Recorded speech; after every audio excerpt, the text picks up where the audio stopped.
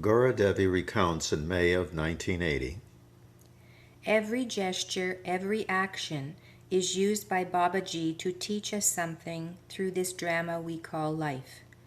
He wants our minds to remain attentive in all circumstances, full of concentration, pure and alert, without any useless or superfluous thoughts. It's a new meditation focused in action. We are to learn to perform all of life's activities every day of our lives without any selfish desire, taking light into darkness, truth into ignorance, peace into conflict, and love into aggression. Of course, he didn't speak much in the first years. It was only the last 4 years, when mostly many Westerners started to come, that he started to speak and kind of inspire us to live a life with God together and do service, to live in truth, simplicity and love, to repeat as much as possible the divine name, always try to find a connection with the divine name throughout day and night, and to do puja, bhajan, worship, to keep yourself centered and focused on the divine. To do karma yoga as service, any service, or your household duty. Because at the time I was pujari and always making a plate of prasad, not always halwa, but mostly fruits, cut up fruits. So many people in the hall, and then when we did aarti for the murti, I offered this first to the temple, and then when Babaji would come out during the darshan with all the people, I would have to bring this plate with fruits, offer it to Babaji, and then pass it out to everybody. But that particular day I was a little bit late and I was a little bit in a hurry feeling, so I was quickly cutting all this prasad and then putting it ready and doing aarti. And then when Baba came, I bring this prasad quietly to Baba, and he looked at me like he didn't accept to take any of this fruit. So that was very embarrassing for me, like what to do with this fruit. I have to give everybody, and only by walking back I realized the teaching of it, that anything that we do without attention, without peace and a loving mind, just to be with it, what we are doing, the divine doesn't like, will not even touch it. My experience with Baba often was that I would ask him a few questions, not so many, but sometimes when I would ask him questions about my life or what I should be doing, sometimes he would just look at me and smile and wouldn't say any words. And what I heard inside, though, which is often common experience with those of us around him, was that we would hear this internal answer within our hearts. And the answer often was, look into your heart. Go into your heart where that divinity lies, you know, and find those answers. Stand on your own 2 feet so that you're not always dependent on out here. So I think this, for me, was also part of the process, was that he came, he taught, he showed us, and then it was time for us to get going and do our work, and to hopefully also keep that energy alive and spreading throughout the world. But one of the most wonderful experiences I feel for me about Babaji was somewhat what Ramloti said, but was being able to be with him and have this communication go on between you and him that was not verbal. And I guess you could call it telepathy, but that kind of demeans it a little to me to say that. But it's like there could just be this exchange between the two of you of what you needed to discuss, work out, and then therefore it wouldn't have to go on very long either. But that was just a wonderful way to be with someone. In the last years he was always every day saying Furo and Hoshiyar, Savdan. Like, be alert, be awake. This is already such a great sadhana to just be like, you see, Babaji is so much in the moment. Like, our mind is so catching that we want to go with the mind and the desires what live in the mind. But Baba was so beyond that. He tried to help us that there is possibility. if you really focus your life on the divine, to be less troubled by the mind. I'd like to tell a story about this Adesh, or the order that Babaji gives us to work in the world. And often in my pridefulness, I want to make sure that I do everything right. Some of you saw carrying Babaji's badukas back, I dropped them. And as I was reaching down to gather them up and kind of get things back together, I flashed on a memory that I had of another crash in Haidakhan. In the Babaji tradition, Babaji is a Shiva Maha avatar.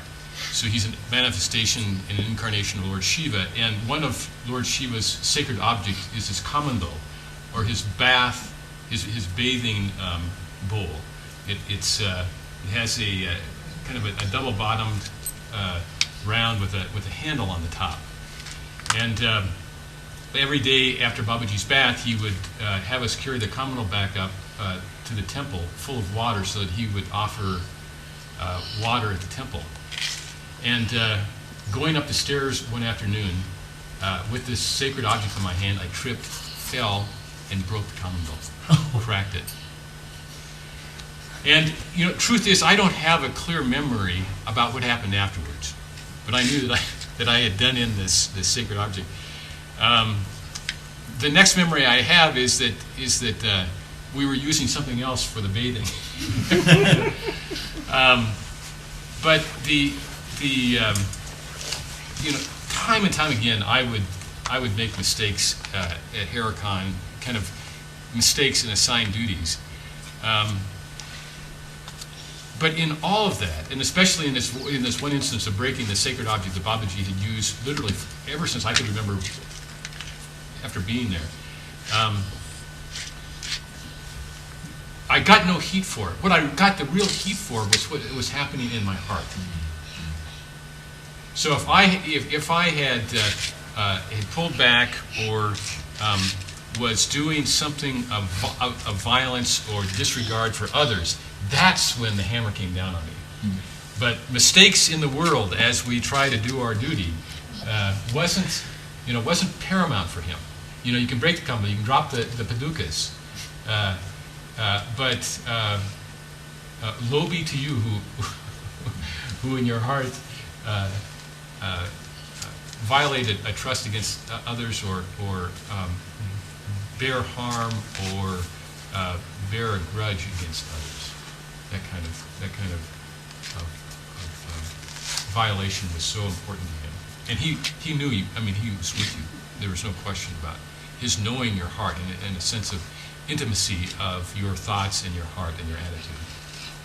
So, this year, right around the time of Baba's Mahasamadhi time, I had a dream, and I finally kind of got that Jesus and Babaji are the same. That it's the same divine teacher come to be with people, to help people connect with the divine. Finally, after 20 years, get that this Baba is truly a universal being, available in all traditions, and to all traditions, for us to experience this extraordinary joy. It seems as if we are all here because Babaji has called us here. Whether we knew him in physical form or not, it really doesn't matter.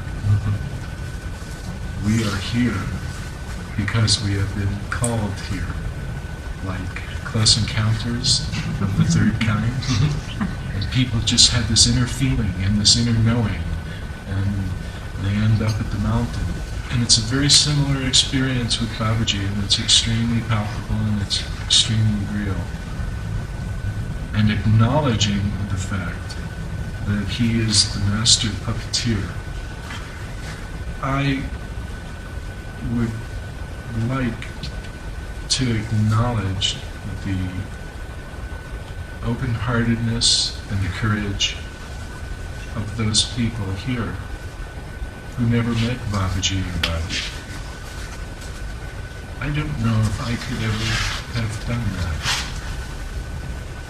And I want to reiterate what Brahmoti said, that we may be already way ahead of the game. One day I was meditating outside Babaji's room, waiting to give him his bath. And he was saying a mantra, and he was working on the practice of trying to locate in the first place my heart. It took a while, and once I found my heart, ultimately I found Babaji sitting in there.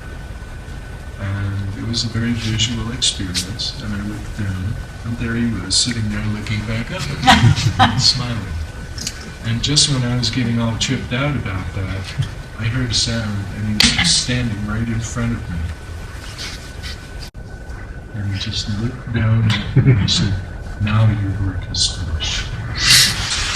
Well, actually it's only just beginning. But for those of you